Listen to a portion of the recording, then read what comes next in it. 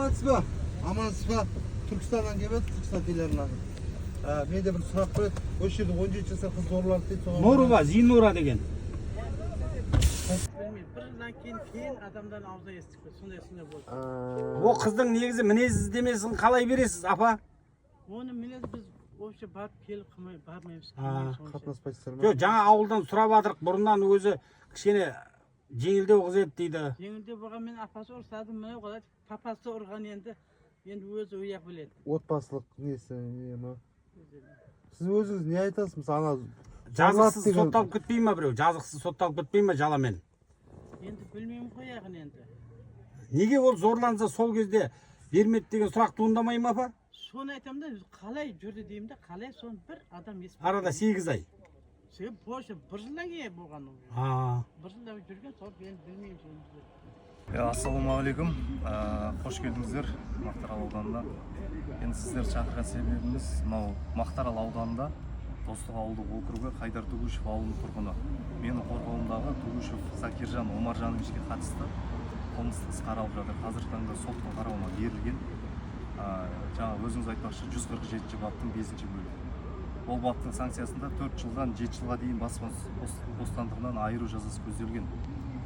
Алғашында бұл қылмыстық іс жәбірленушінің арызы арқылы басталған, яғни өзінің жалаңаш бейнесі әлеуметтік желілерге таралғаннан кейін, бұл оқиға болғаннан кейін 8 ай бұрынғы нәрсені жазып отыр ғой қазіргі таңда жәбірленуші. Әлеуметтік желілерге барлық массовый информацияға шығып, жала жауып отыр деп есептейміз. Себебі бұл жерде менің қорғауымдағы Тугушев Закиржанның ешқандай да кінәсі жоқ. Олар айтып отыр ғой, зорлады, порнографиялық материалдарды таратты, мені еркектерге сатты, жыныстық қатынас жасауға итермеледі деп. Ол сөзінің бірде-біреуі шындыққа жанаспайды. Ол шындыққа санасатын дәлелдемелер ешқандай жоқ. Онда неге мынау экспертиза қорытындысы, биологиялық ДНК сараптамасы анық зорлаған болса, қыз сол кезде киімін апарып берді 8 ай бұрынғы.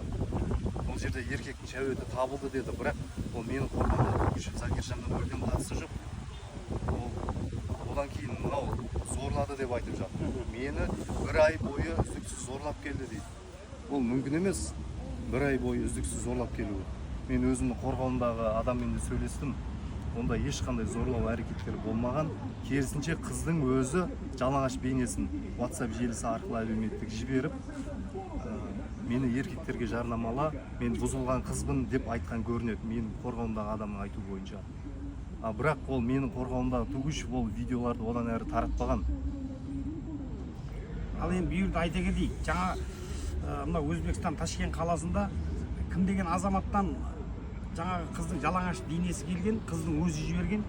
Қыздың өзі негізі Дадаев Назарға да жіберген, менің қорғауымдағы Тугушев Закиржанға да жіберген. Өзінің жалаңаш бейнесін? Иә, жалаңаш бейнесін кәдімгідей өзінің барлық, былай айтқанда киімдерінің барлығын шешіп, өзінің үйінде түсірген ол бейне жазбаларды. Өзінің үйінде, ол туралы жаңа жұрттарды айтып жатыр, соның үйіндегі нелерге қатты ұқсас дейді, қыздың үйіндегі. Иә, ол қыздың үйі, өзінің үйі. Өзінің үйі. Содан кейін қыздың өзі, біреу түсірмеген қыздың өзінің түсіргені туралы жұрттар айтып отыр да, өйткені екінші қолымен денесін түсіріп, жаңағы айнаның алдында түсіргені туралы көрініп тұр.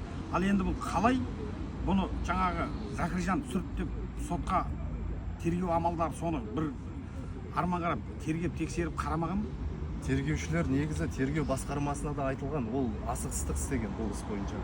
Негізі дұрыс тергелмеген деп санаймыз. Мүлдем ол қамалатын адам емес негізі Тугушев Закиржан. Ол қазіргі таңда заңсыз отыр 2 айдан бері. Осын мен қанша айттым, ол ана Өзбекстандағы Дадаев Назар деген барлығы ағайын негізі бұл кісілер, барлығы бір-біріне ағайын болып келеді. Қыздың өзі соған да бейне жазбалар жіберген. Ал тергеу барысында Дадаев Назардан ол аудармашының көмегімен жауап алынды. Ол берген жауабында айтып отыр Дадаев Назар. Сот отырысы барысында зерттелді оның жауабы. Ал сот отырысы барысында зерттелген кезде Дадаев Назар Құдай қаласа ол да кеп қатысады, шындықты айтам деп отыр. Ол қыздың өзі де бейне жазбалар жібергенін. Ал мынау менің қорғауымда Тугушевтен ешқандай бейне жазба келмегенін айтып отыр.